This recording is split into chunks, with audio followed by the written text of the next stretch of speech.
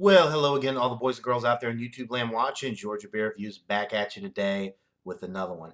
And what I'm looking at is Bell's Winter White Ale. This is a Belgian-inspired wheat ale brewed by Bell's Brewery out of Comstock, Michigan. This is a seasonal beer, and it says on the label, Bell's Winter White Ale is a bright alternative to dark and heavy winter seasonal beers. This stylish and refreshing wheat ale is fermented with Belgian yeast, including a mix of clove and fruity aromas without the use of any spices. An ideal beer for embracing winter. So 5% alcohol by volume. The shelf life is 6 months. This one's not super fresh, but we're still well within the 6 month shelf life. It was packaged on October 12th, 2018. And quick shout out, Craft Beer Pours channel. I got my hoodie earlier today. I was really excited about it. Craft Beer Pours, Brandon and Trish over there do a great job with the channel. So if you haven't already checked out the Craft Beer Pours channel, check them out. Great review channel for all types of beer. So anyway, I like my hoodie. I like my hoodie. All right. So let's give this beer a crack and a pour and see what we're dealing with. I've been very pleased with Bell's beers, especially their Christmas ale this year. They amped up the recipe. Used to be, I think, 5% or 5.4%, and now this year they bumped it up to 7.5%. It's a Scotch ale, and it is, man, it is so close to a world-class beer. It gives the Founders Dirty Bastard a run for its money. And like I said, it's just one of the best Scotch ales I've ever had. So I've been very pleased with Bell's beer lately. They make a great wheat beer. Their Oberon ale is nice. It's a standard wheat beer. This one is a wheat beer, but it's brewed with, well, it just says that it's fermented with Belgian yeast, yielding a mix of clove and fruity aromas without the use of any spices. All right, so I gave it a pour. It's a very hazy, deep yellow, almost orange color. No sediment floating around, but like I said, it is very hazy. Didn't really pour with much of a head, just a quarter finger of a white head, as you can see there. All right, the aroma. It actually smells very similar to the Bell's Oberon. It smells like a pretty standard wheat beer. You're getting a significant bready note on the aroma, like a wheat bread breadiness on the aroma.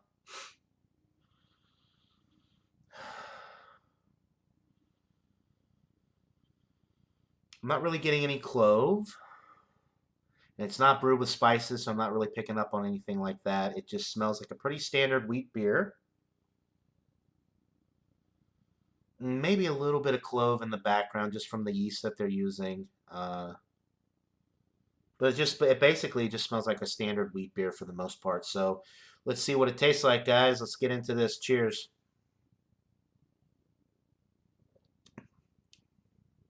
Okay.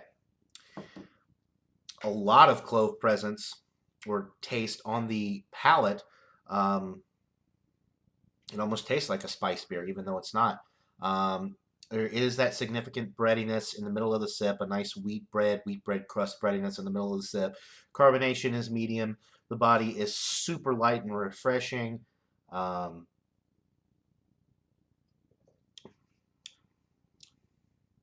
like a clove, maybe like a light fruity note, kind of like a banana note in there that you would expect to get with a Hefeweizen because of the Belgian yeast strain that they're using in this beer that they use to ferment this beer. You're getting some of the Hefeweizen type qualities with this beer, but the clove is the definite lead flavor with the yeast that they're using. Although it's not heavily, I mean, the main thing still is that wheat breadiness. Then you get a little bit of clove. Then you get a little fruity banana note. Like I said, it's light bodied, nice and prickly with the carbonation. Like I said, medium with that. The finish is crisp, clean, refreshing, dry, super, super enjoyable, very sessionable. You could drink these all day, no problem. Um, Super enjoyable. Not what I would think of when I think of a winter beer, though, because this is light, crisp, refreshing. This is something that would probably be better in the middle of the summer, honestly, because it's so light, refreshing, and crisp.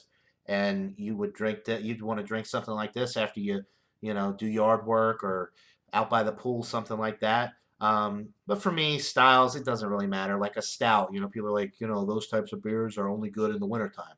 I'll drink a stout 365 days a year. It doesn't really matter. I wouldn't want to drink it outside in 90-degree temperatures, but typically I'm drinking my beer in a nice air conditioned environment anyway, so it really doesn't matter that much. Um, but this is an excellent beer, very enjoyable. I'm not really sure what the price point is. Bell's typically ranges from $9.99 a six pack up to like $15 a six pack for some of their heavier stuff. But this is a very light, refreshing beer at 5% alcohol, just a standard wheat beer. You should probably be able to get this one. I would say maybe $8.99, $9.99 a six pack. I did buy a single, so uh, I'm not really sure what the price point is, but if I had to guess, I would say between $8 and $10 for a six pack, which is really not a bad deal. I think Blue Moon and Shock Top are similar to this, and they're probably around the same price point. So if you want something a little bit different, maybe a little bit more standard than the Blue Moon and Shock Top, then I would recommend this one because you're not getting the orange zest or whatever they use in those beers, because Blue Moon and Shock Top have like more of like an orange peel taste and are a little bit more spice. They have other flavors as well. This is mostly a standard wheat beer with a little banana type fruitiness from the yeast strain that they're using and a little bit of a clove flavor. But for the most part, like I said, it's a standard wheat beer flavor, and the wheat breadiness in the middle of the sip is what really stands out with this one. I do think it's excellent. I'm going to go with a 94 out of 100. It's a pretty solid A beer, and it's one of the better standard wheat beers that I've had recently, and I would definitely prefer something like this over the Blue Moon and Shock Top because it doesn't have those added flavors, and it is very, very enjoyable. Although if I'm drinking wheat beer, to be honest, I would much rather have a Hefeweizen than this because then you get a lot more of those fruity flavors, the banana notes and the bready notes from the Hefeweizen style. But this is a very, very enjoyable beer. So 94 out of 100 for the Bell's Winter White Ale. That'll do it for this beer review, guys. Hope you're all having an excellent day. And until next time, everybody, cheers.